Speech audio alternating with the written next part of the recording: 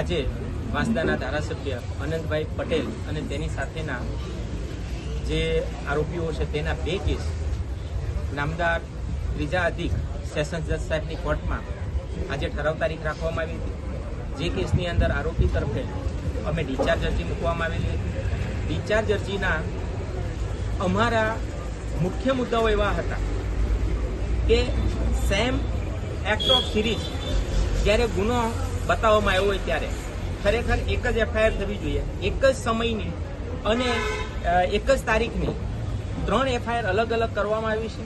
તે એફઆઈઆર તો તદ્દન ખોટી જ કરવામાં આવી છે, પણ તે એફઆઈઆરની અંદર હત્યાનો પ્રયાસ આઈપીસી 307 કલમ જે લગાવવામાં આવી છે તે કલમ પણ ખોટી લગાવવામાં આવેલી છે। આ કલમ એના કોઈ ઇન્ગ્રેડિયન્ટ ખરેખર એફઆઈઆરમાં કે ચાર્જશીટમાં નથી।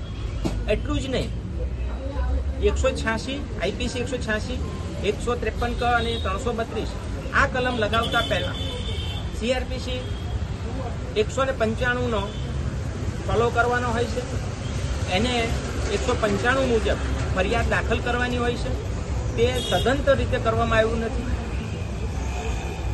આરોપી તરીકે અનંતભાઈ પટેલ અને તેના સાથી મિત્રોને લૂંટ કેસની અંદર પૂર્વ જિલ્લા પંચાયત પ્રમુખ ભારતીય જનતા પાર્ટીના કાર્યકર્તા ભીખુભાઈ આહિર અને તેના પત્ની અને તેના માણસોએ અનંતભાઈને માર મારીને એમને અધમુવા કરી દઈ અને એમને દવાખાને દાખલ કરવા પડ્યા। એમની પાછળી તૂટી ગયેલી છતાં બી 307 નહીં લગાવી અને સામાન્ય કલમોમાં પોલીસે એમને જામીન આપી દીધા।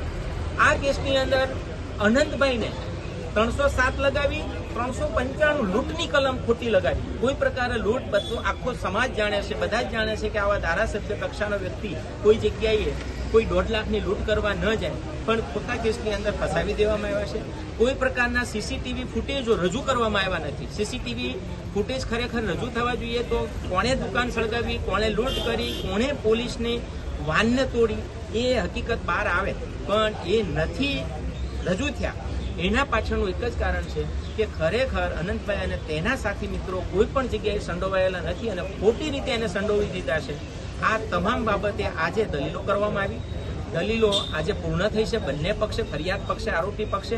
દલીલો સાંભળ્યા બાદ તારીખ 25/5/2026ના રોજ બંને કેસની ડિસ્ચાર્જ અરજીમાં નામદાર કોર્ટ હુકમ માટે રાખેલું છે, તે દિવસે હુકમ થશે।